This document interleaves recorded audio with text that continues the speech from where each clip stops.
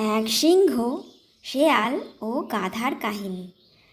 এক গাধা ও এক শেয়াল দুজনে মিলে শিকার করতে বেরিয়েছিল। কিছুটা দূরে গিয়ে তারা দেখল যে একটা সিংহ বসে আছে।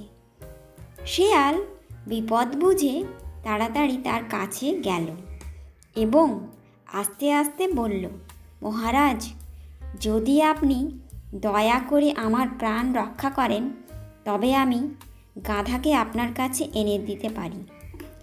সিংহ রাজি হলো।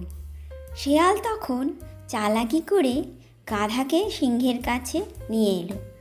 সিংহ গাধাকে কাছে পেয়ে শেয়ালকে মেরে সেদিনের খাবার খেলো আর গাধাকে পরের দিন খাওয়ার জন্য রেখে দিল।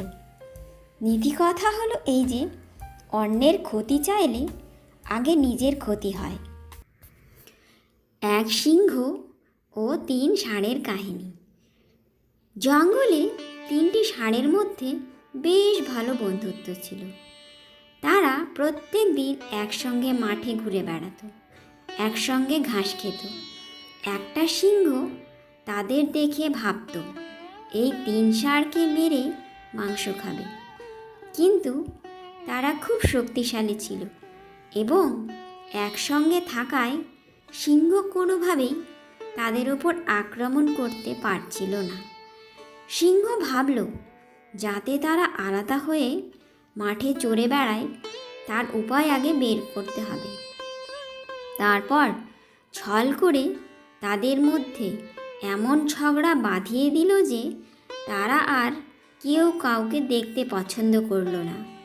তাদের মুখ দেখাদেখি বন্ধ হওয়ায় তারা আলাদা আলাদা চড়ে বেড়াতে লাগলো।